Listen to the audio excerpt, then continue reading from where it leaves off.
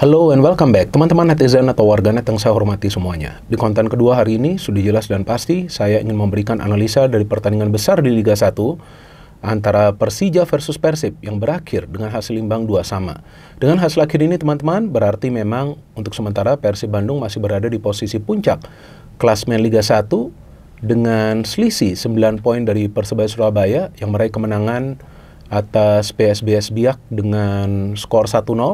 Dan selisih 10 poin dari Dewa United yang kalah lawan Madura United dan juga selisih 10 poin dari Persija Jakarta. Jadi kalau kita melihat klasmen sementara saat ini, maka memang Persib berada di posisi puncak dengan selisih poin yang cukup signifikan. Walaupun kita tahu bahwa masih banyak pertandingan yang tersisa di Liga 1 musim ini ya. Tapi kalau saya melihat performa dari Persib, ya kelihatan sekali bahwa para pemain dari Persib ini punya yang namanya mental juara. Karena pada saat tim ini tidak full tim, seperti di pertandingan sebelumnya lagi tuh, lawan PSIS Semarang, bermain di pertandingan tandang mereka masih bisa meraih kemenangan. Dan juga sejauh ini pada saat Persib harus bermain dengan 10 pemain juga mereka belum mengalami kekalahan.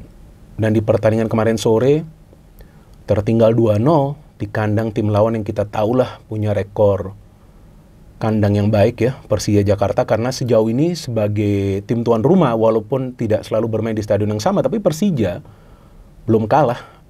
Artinya itu adalah sebuah tren yang cukup baik ya, sebuah rekor yang baik bagi Persija. Mereka memang tidak selalu bermain di stadion yang sama, tapi pada saat bermain sebagai tuan rumah, belum kalah. Namun kita lihat Persib tertinggal 2-0, mereka bisa comeback mencetak 2 gol di babak kedua. Gak gampang loh melakukan comeback pada saat lawan Persija, apalagi sudah tertinggal dengan 2 gol. Dan kita tahu bahwa Persija memang punya lini pertahanan yang dipenuhi oleh pemain-pemain berkualitas ya. Dan bagi saya teman-teman, pertandingan kemarin sore adalah salah satu pertandingan terbaik antara dua tim ini. Karena memang ada total 4 gol yang tercipta, ada 3 gol indah yang tercipta.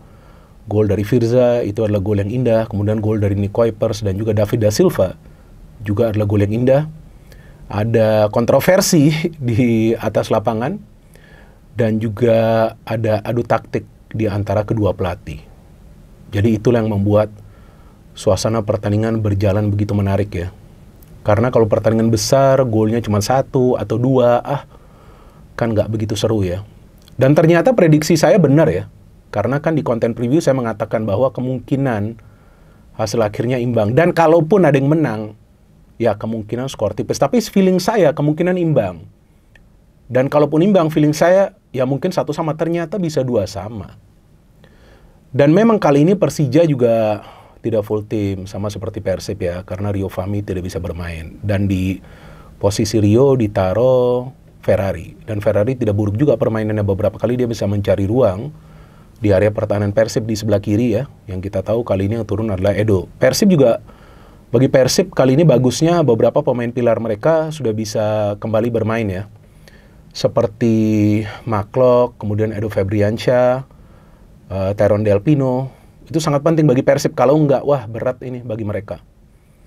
Dan juga kita lihat Nick Kuipers dan Franka jatuh bangun untuk bisa menghadapi pergerakan dari Gustavo Almeida dan juga Marco Simic yang menurut saya beruntung ya, masih berada di atas lapangan dan hanya mendapatkan kartu kuning setelah gerakan tangannya ke wajah dari Beckham Putra, yang pada saat live itu, pada saat siaran kan saya katakan ini potensi dicek oleh VAR. Jadi seharusnya wasit yang berada di ruang VAR itu yang memberikan masukan lah kepada wasit yang berada di atas lapangan yang sebelumnya telah memberikan kartu kuning. Karena itulah tugas dari para wasit yang berada di ruang VAR. Tapi ternyata saya tidak melihat ada pengecekan yang dilakukan yang kelihatan di layar televisi oleh wasit yang berada di ruang VAR dengan wasit yang berada di atas lapangan. Sehingga ya dibiarkan saja itu kartu kuning bagi Simic. Padahal ya memang seharusnya itu, kalau menurut saya, mungkin saya juga salah, karena saya kan nggak pernah menjadi wasit ya. Tapi kalau saya lihat itu seharusnya kartu merah. Dan selain itu juga ada sekali tuh Rio, kalau nggak salah melakukan foul kepada Beckham juga ya, kalau nggak salah lupa saya. pada saat tuh mau ada counter ya. Nah itu seharusnya kartu kuning juga tuh kepada Rio. Tapi wasit gak kasih kartu kuning. Kalau nggak salah sudah ada tuh tangannya ke kantongnya, lupa saya. Tapi gak dikasih juga kartu kuning kan. Jadi memang yang saya harapkan nih para wasit bisa konsisten aja. Dan saya kira pertandingan ini akan dipimpin oleh wasit asing gitu. Seperti di pertemuan pertama kan, kalau nggak salah wasit asing juga kan. Saya kira akan ada wasit asing, tapi ya pada saat wasit lokal ya kita lihat ada saja kontroversinya. Karena memang nggak selalu konsisten. Jadi seharusnya pada saat wasit ini tidak mengambil keputusan sesuai dengan kejadian di atas lapangan, nah harusnya ada masukan dari ruang VAR.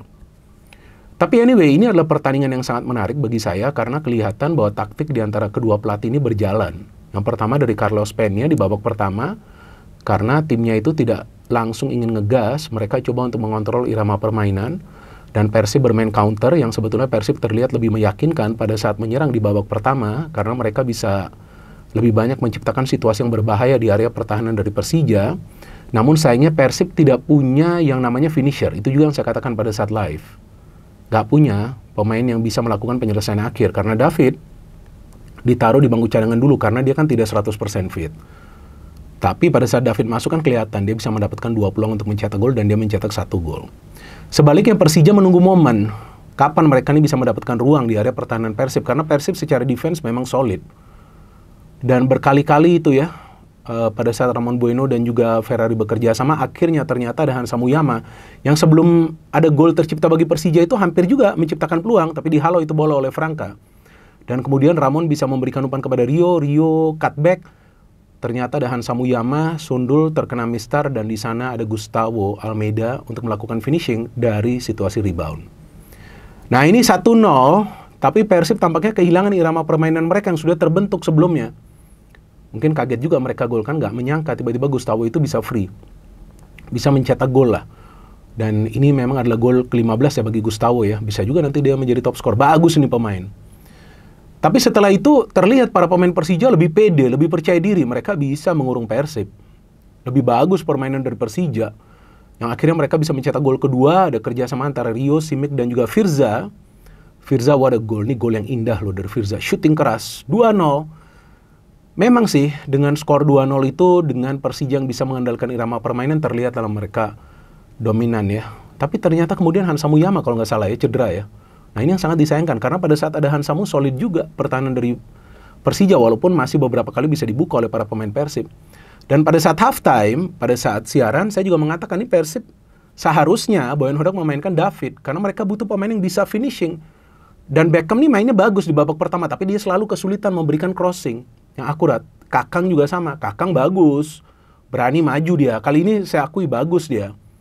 Dan akhirnya di babak kedua pada saat David masuk, ya terlihatlah lebih berbahaya serangan dari Persib, dan para pemain Persija memang harus lebih fokus di lini pertahanan ya. Dan ternyata Nick Kuipers bisa mencetak gol yang saya tidak menduga itu. Dan sebelum dia mencetak gol itu kan ada pelanggaran yang dilakukan oleh Rizky Ridho. Rizky Ridho juga performanya saya melihat dalam 2-3 pertandingan terakhir ini lagi menurun nih. Dia harus menjaga nih performa dia kalau dia ingin kembali dipanggil ke Timnas Indonesia dan menjadi starter. Karena persaingannya sudah ketat sekarang di Timnas. Dan ternyata dari free kick itu, Nick Kuipers itu sebetulnya mau melakukan pergerakan ke dalam kotak penalti tapi terjatuh. Maka itu pada saat bola dihalau dari dalam kotak penalti, ternyata Nick itu sudah bangun duluan dan melepaskan tendangan roket. Wow, luar biasa ini, gol yang bombastis nih. Keras ini shooting. Andri Tani saja tidak bisa melakukan save kan, karena ini shootingnya pakai power itu. Nah sudah 2-1, saya kira nih ya mungkin Persija akan ngegas, tapi Persija gak bisa loh membuka pertahanan dari Persib. Ya teman-teman lihat saja lagi, karena peluang mereka kemudian baru tercipta setelah David mencetak gol itu dari Rizky Ridho, itu pun dari corner. Jadi memang mereka lebih banyak mengandalkan skill individu dari para pemain seperti Rio, Gustavo, ya sulit lah. Karena Maklok juga bermain baik di pertandingan ini, dan Ramon Bueno juga melanggar Maklok kan sekali pada saat ada momen transisi itu counter attack. Namun kemudian di luar dugaan pada saat Persija membangun serangan, Franka menghalau bola itu justru diterima oleh Beckham, dan Beckham sedikit berlari langsung memberikan umpan kepada David, yang David bisa mencip bola di atas Andri Tani. Sebetulnya Andri Tani tidak salah maju, karena dia harus menutup ruang, tapi mungkin dia tidak menyangka David akan mencip bola. Inilah kejeniusan dari David da Silva yang bisa menyamakan kedudukan bagi timnya. Dan kita tahu David musim lalu mencetak 3 gol ke gawang Persija kan. Artinya Persib ini dalam 4 pertemuan terakhir dengan Persija tidak terkalahkan. Dan saya melihat setelah David itu mencetak gol penyama kedudukan, sebelumnya kan dia juga hampir mencetak gol kan. Nah, terlihat tuh para pemain Persib lebih berani menyerang dan hampir tuh sebetulnya, kalau nggak salah Kakang tuh hampir mencetak gol ya, kalau nggak salah di tiang jauh pada saat Ciro memberikan umpan dengan kepalanya. Artinya memang para pemain Persib pada saat sudah bisa mencetak gol, kelihatan PD mereka luar biasa. Dan dalam counter gak ada yang bisa mengalahkan Persib sejauh ini ya. 5 detik loh itu. Kalau nggak salah gol dari David, transisinya itu, Franka, bola jauh, haluan ke Beckham, Beckham berlari memberikan umpan terobosan kepada David, dan David bisa mencebol bola. Wow, what a goal. What a goal. Ini gol yang brilian ya dari David da Silva, yang membuktikan bahwa memang dia adalah pemain yang penting bagi Persib Bandung. Seandainya dia fit nih, selama musim ini, ya mungkin Persib bisa lebih banyak lah meraih kemenangan. Tapi kan kita melihat bahwa kedalaman skuad dari Persib, ya cukup baik juga ya. Karena pada saat Rian Kurnia main juga, dia memberikan kontribusi yang luar biasa. Sedangkan bagi Persija, ini menjadi titik lemah bagi mereka nih defense. Defense-nya tidak sebaik seperti sebelumnya. Ini yang membingungkan bagi saya. Padahal pemain-pemainnya itu bagus. Dan Kudela itu tidak boleh dibiarkan sendirian. Pada saat Kudela itu hanya one-on-one dengan David da Silva, dia gak bisa. Bahkan mengambil bola dari David, dia agak sedikit khawatir juga melakukan pressing. Dan David memang adalah predator di dalam kotak penalti. Jadi saya pikir pertandingan kemarin sore itu ya membuktikan bahwa memang taktik itu sangat penting. Jadi Boyan Hodak meminta para pemainnya untuk bisa ngegas di babak kedua. Padahal timnya itu tertinggal, tidak mudah tentunya bagi para pemain Persib untuk comeback. Tapi kelihatan mereka punya mental yang kuat. Dan mereka tidak khawatir dengan tertinggal 2 gol di kandang tim lawan yang kita tahu adalah tim yang kuat, karena sekarang sedang bersaing di papan atas. Jadi kunci bagi Persib bisa mendapatkan 1 poin itu pada saat para pemain mereka di tengah itu lebih berani membangun transisi dengan cara yang cepat, yaitu dengan lebih cepat memberikan passing ke depan antara ke Ciro, Tyron, atau juga kepada David da Silva. Persija Jakarta bisa mendominasi jalannya pertandingan di babak pertama dengan ball possession mereka karena mereka lebih pintar membangun serangan dari lini pertahanan seperti biasanya. Tapi di babak kedua, tampak para pemain Persija beberapa kali out of position karena mereka setelah kemasukan 1 gol itu dari Nick Kuipers, coba untuk mencetak gol tambahan. Tapi mungkin mereka tidak menyangka bahwa Persib bisa mencetak gol penyama kedudukan melalui counter attack mematikan mereka. Jadi kalau bagi saya ini adalah pertandingan yang fantastis. Ada 4 gol yang tercipta, tentu kita semua terhibur untuk menonton pertandingan ini, dan kita harapkan ke depannya ada lebih banyak pertandingan-pertandingan dari Liga 1 yang seru seperti ini. Tapi juga selain itu, para wasit juga harus konsisten dalam mengambil keputusan. No hate, no politics, only football. Salam sepak bola.